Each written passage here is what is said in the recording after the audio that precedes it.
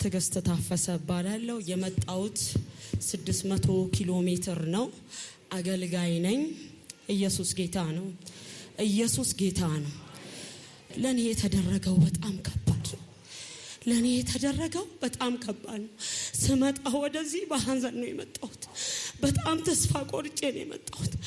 ማገለግለው ቤተክርስቲያን እንዲህ ከጀርባ ሆኖ ከፊት ለፊት ቦታ ባለ ቦታዎቹ ቤት አላቸው። በጣም የሚገርማችሁ ከሚዛን ተፈሪ ነው የመጣሁት እና በጣም ልጄን ከአዲስ አበባ ለወስድ ጥር ውስጥ ነው እዚህ የመጣሁት። ዘፍጥረት 21 ቁጥር 18 ላይ ያለውን ቃል ነበር ያገለገለ። ዛሬ ነብይ ሄኖክ የሆነ ነገር በቃል ተናግሮኝ አልኩ። ስወጣ በቃል ተናግሮኝ የኔ የተዘጋው ምዕራፍ ዛሬ ይከፈታል ብዬ መጣሁ። አሜን። ከዛም በኋላ እዛች ጋር ነው የተቀመጥኩኝ። አጋር የተሰጣት አለቀ፣ የነበራት ተስፋ አለቀ እያለ ሲያገለግል የወደቀ የጣላችሁትን በቃ ያላችሁትን ነገር አንሱ ብሎ ሲለን ፈልጌ የሆነች ጠጠር እቺን የምታህል ጠጠር አነሳውኝና ዛሬ የኔ ነገር ተነስቷል አልኩ። ዛሬ የኔ ነገር ተነስቷል አልኩ። ወገኖቼ ሳወራችሁ በጣም ቀላል ይመስላል፣ በጣም ከባድ ነው። ነገር ግን እንዲህ አልኩ፣ የነብይ ሄኖክ አምላክ በዚህ መጥቻለሁ፣ በምድረ በዳ መጥቻለሁ፣ አንድ ነገር ሳትናገረኝ አልወጣም ብዬ ስናገር እሱም ወደ እጁን ወደኔ ዘረጋና ዛሬ የጣላችሁት ነገር አንሱ አለኝ። እኔም በእምነት አነሳው፣ በእምነት አነሳው። አሜን። ወገኖቼ ትንቢት ተነግሯችሁ ዘገየ የምትሉ ዛሬ በእምነት አሜን ካላችሁ ያመናችሁት ጌታ ታምር ያደርጋል። እኔ እውነት ነው የምናገራችሁ። ሁሌ ነብይ ሄኖክን ቴሌቪዥን ከፍቼ ሳይ ነፍሴ ሐሴት ነው የምታደርገው። ሰው ተዘግቶበት እስቲ ክፈቱ ይሁን አለ ሆነ የሚለውን ቃል ልስማ ብዬ ከሱ ጋር በቃ ኢየሱስ ጌታ ነው። ልክ እሱ እንዲህ ብሎ ቃል ሲያወጣ አሜን ነበረ። ስሙ ይባረክ። መንገድ ተዘጋብን። የተዘጋብን መስከረም 4 ነው። ሰው በዓል ብሎ ቸርቹ ራሱን ገንብቷል፣ ጨርሷል። ነገር ግን ባለቀ ነገር በባዶ ነገር በባዶ ተስፋ በሌለው ነገር መንገድ ዘጉብን። ምንም ሳይኖር መንገድ ዘጉ። አንዳንዴ ሊነጋ ሲል ይጨልማል። ቦታው 2,600,000 ብር ተባለ። 2,600,000 ብር በዚያ ከተማ ደግሞ 2,600,000 ብር የሚባል በጣም ከባድ ነው። እዚህ መጣውኝ በጣም በብዙ ገምተናል። እንግዲህ በብዙ እስከ 1,800,000 ብር ድረስ ተለምነው እንቢ ብለዋሉ። መጨረሻ ላይ ግን ከዚች የወሰድኳትን ጠጠር ወስጄ ስጥል አረ ኢየሱስ ጌታ 1,300,000 ብር ተገመተ። 2,000 ካሬ ሜትር። ከዛም በኋላ እንዴት አደረጋችሁ? ምንም የለም በባዶ ነገር መስራት የሚችል ጌታ እውነት እግዚአብሔር የወደቀውን አንሺ ብሏል ብዬ በጣም የሚገርማችሁ እምነት ካለ ታምር ይሆናል፣ ታምር ይሆናል። እሱ ገምቷል። እህታችን ጌታ ዘመንሽን ይባርክ፣ በኢየሱስም ተባረኪ። ለሆነ ሰው ዘይት አውጥታ ስትሰጥ ያንን ሰው 50 ብሩ ላይ ጠብ አድርግልኝ አልኩ። ከአካውንት ወደ አካውንት ብታገልም ቢያለኝ ያችን ብር ወሰድኩና ምን አደረኩኝ? በቸርቹ አካውንት አስገባውኝ። ኢየሱስ ጌታ ነው። ኢየሱስ ጌታ ነው። ምን አሁን ሆኖልሻል ብትሉ 900,000 ብር ተከፍሏል። ይሄ መቼ ነው የሆነው ብትሉ እዚህ መጥቼ በሳምንቴ ነው። ትላንትና አይሆንም አይቻልም በቃ ባላፍት ነው የሚገዛው። እኛ ምን አገባን ስለ እግዚአብሔር ሰዎች ምን አገባን? ምን የሚያገባን ነገር ያሉት ሰዎች ተንበረከኩ፣ ተንበረከኩ። እግዚአብሔር በእናንተ ጉዳይ ላይ ይችላል።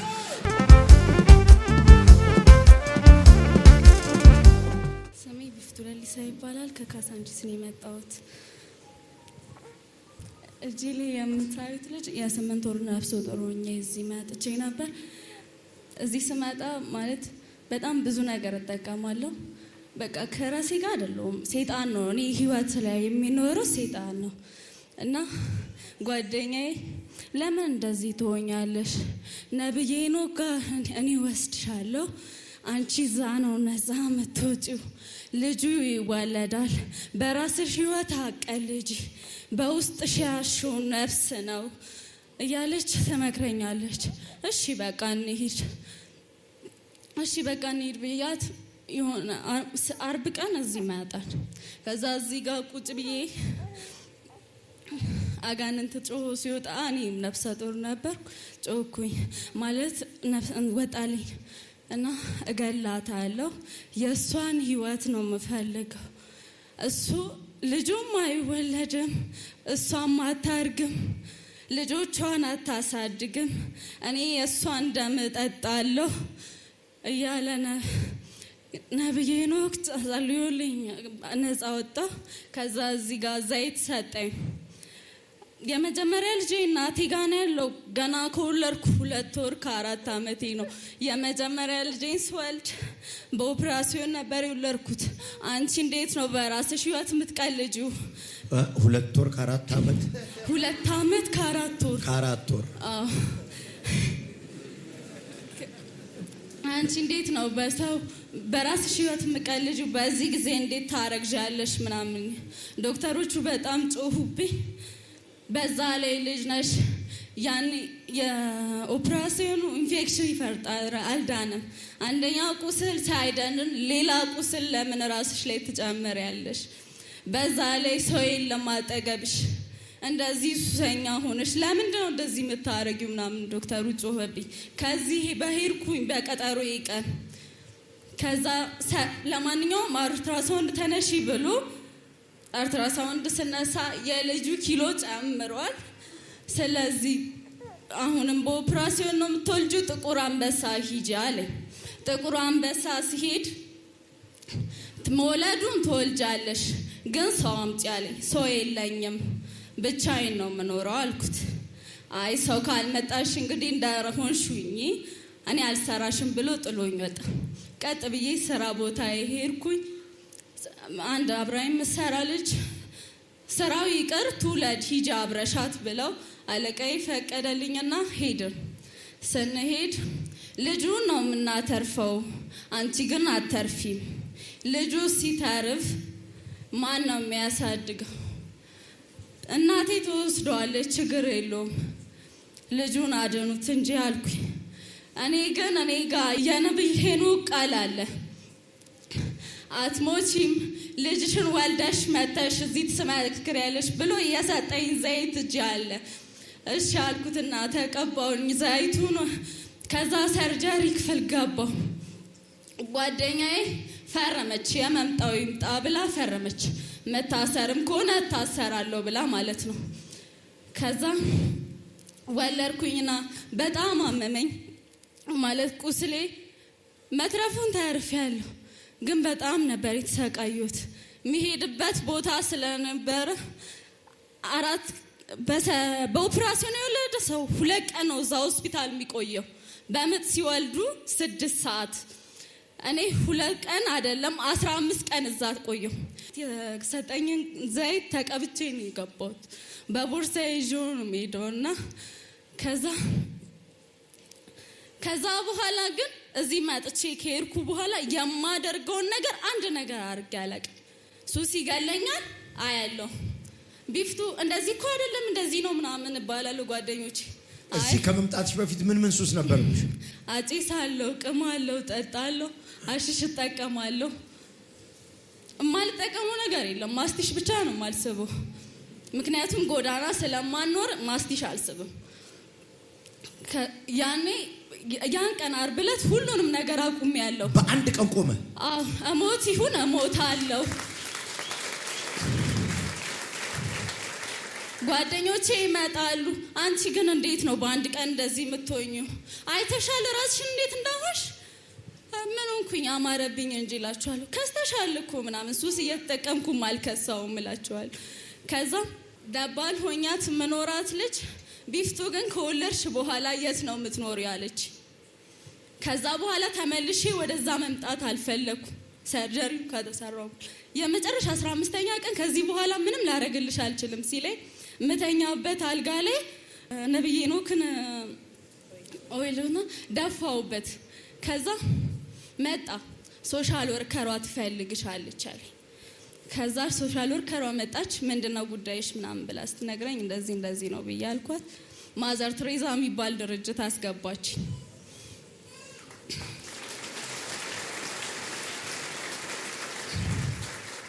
አሁንም እዛ ያኖርኩኝ ማለት በቃ እንደዚህ እኖራለሁ። የ4 ወር የወሊድ እረፍት አለኝ።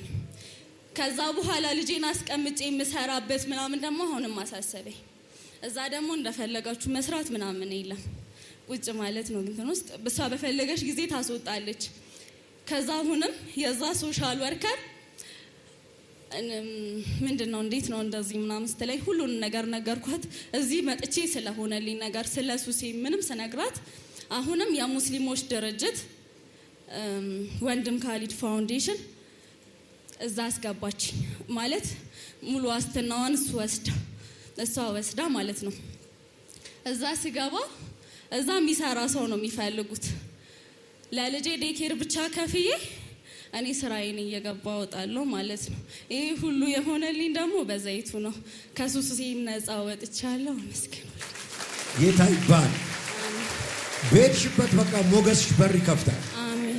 አሁንም በበረከት ኑሪ። አሜን። በደስታ ኑሪ። አሜን። ይሁን አለ ሆነ። ተባረክ።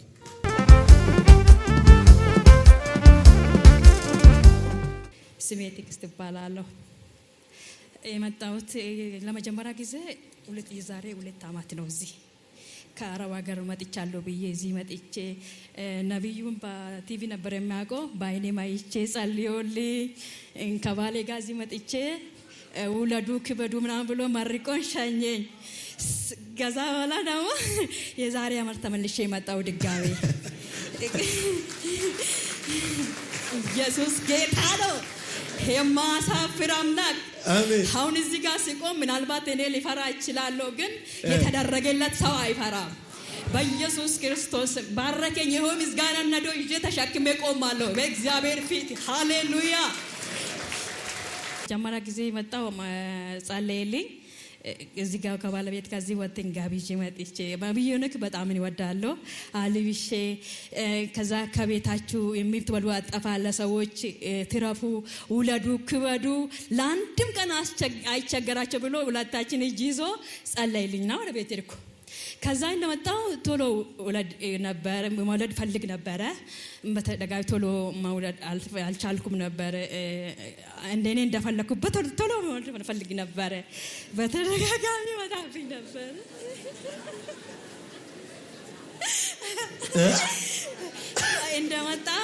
እንደመጣው ቶሎ ልጅ እንዲኖር ፈልጌ ነበር።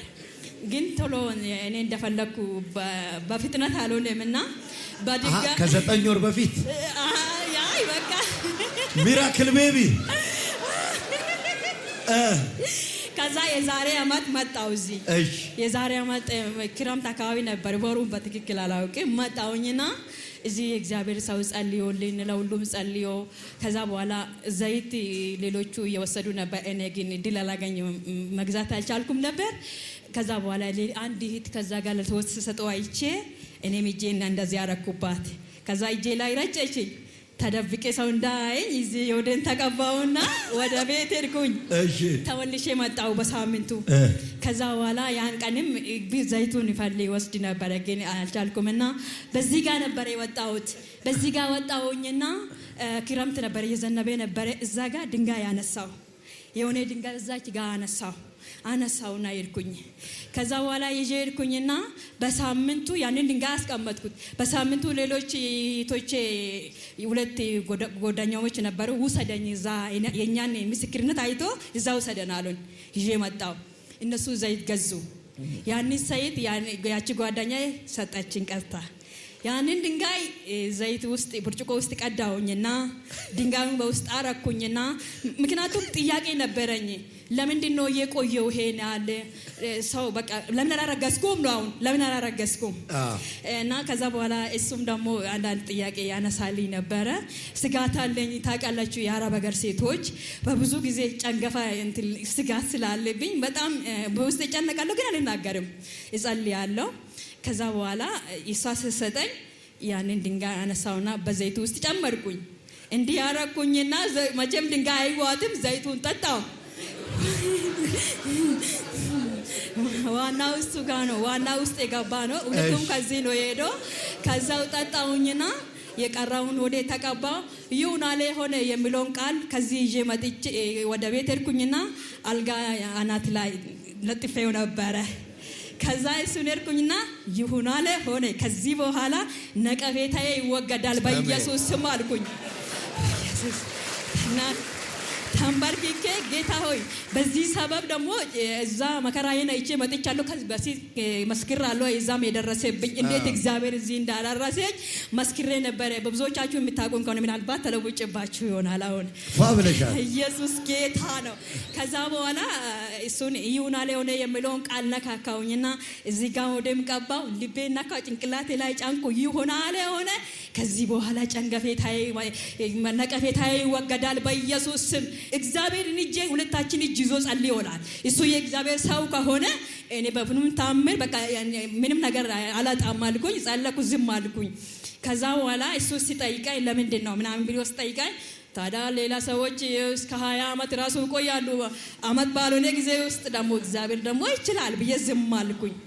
እኔ እንዲሁ ዝም ብዬ በቃ ትቻለሁ። ራሱ ሂጄ ሲመረመር እርጉዝ ነሽ ተባልኩኝ።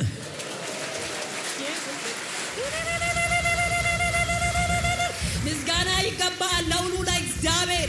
የሚሳነው ነገር ለሌላ በባሪያዎቹ አልፎ የሚሰራ በጎዱ የማይገድበው እግዚአብሔር ትናንትና እዛ ምድረ በዳ ላይ ረድቶኝ ዛሬም እዚህ አከበረኝ። ጠላቶቼ አናታቸውን አቀረቀሩ። እኔ ከፍ ብዬ እሄዳለሁ። በቤቴ እልልታ ድንኳን ተተከለ። በጠላቶቼ ቤት በኢየሱስ ክርስቶስ የአዘን ድንኳን ተተከለ በጌታ በኢየሱስ። ከዛ እርጉዝ ነሽ ተባልኩኝ። ይሄንን ደስታዬን ያየ ጠላት አልፎ አልተቀመጠም። አርግዤ በ4 ወር ሲሆን ባለቤቴ ቤቱን ለቆላጥ በ4 ወሩ እኔ አርግሼ 4 ወር ሆኖኛል። ከዛ በኋላ ይበልጥ በቃ እግዚአብሔር ያከብረኛል ብዬ ስጠብቅ ይበልጥ እዛ ማን ተከራትቻለሁኝ። እዚህ መጥቼ ደግሞ ልጅ አጣው ብዬ ስል እግዚአብሔር በወራት መካከል እግዚአብሔር አከበረኝ። ይበልጥ ደግሞ ይወደዳል፣ ይበልጥ ደግሞ ቤቴ ያምራል ብዬ ስጠብቅ በማላውቀው ሁኔታ አልተጣላን፣ አልተነጋገርን። ምንም በማላውቀው ሁኔታ ጠላት እንዲጎትቶ የጠላት እጅ በመካከላችን ገባ። እኔ ምንም አላውቅም፣ ምክንያቱን አላውቅም። ቤቱን ለቆ ሄደ። ከዛ በኋላ ጠላት ምናልባት በዚህ ተናዳ የተሰጠኝ ወንድ ልጅ ነው ይሄንን ታውጣ ወይ ደግሞ በቃ ታበላሸው ታቀርቅር ብሎ ነበር። እኔ አላቀረቀርኩም፣ ተከበርኩ እንጂ አልተዋረድኩም። በኢየሱስ በእግዚአብሔር ነው የሚያኖር እንጂ ሰው አይደለም። ሰው ጥሎኝ ሄዷል፣ እግዚአብሔር ጥሎኝ አልሄደም። እንዲህ የሚያምር ልጅ አሳቀፈኝ። ጌታ ይባረክ። እሱ ሄደ። አትሄድ ብዬ በጣም ምክንያቱም መጠየቅ ፈልጌ ነበረ። በጭራሽ ሊነግረኝ አልቻለ። እሱ ራሱ አይደለም ሌላ ሰው በውስጥ ያለው ነው የሚመስለው። መልኩ ትላለ ምንም ነገር በቃ ተረባብሿል። የሆነ ነገር በቃ ብቻ የሆነ ግፊት ነገር በውዱ ከኋላ ግፊት ነገር እንዳለ ይታወቃል። ትዳርሽ ተመልሶ ይሰራል። አሜን። ጌታ ታማኝ አይደል? አሜናለሁ። ልጅ የሰጠሽ ልጅ ሰጥቶ ባልሽን አይነጥቅሽ። አሜን። በኢየሱስ ክርስቶስም ይሄን ትዳር መልሼዋለሁ። አሜን። ካለበት ቦታ አይምሮን የያዘ ወጥመድ በጥሻል። አሜን። አሁን ወደ ቤት እንዲገባ አዝዤዋለሁ። አሜን። ይሁን አለ።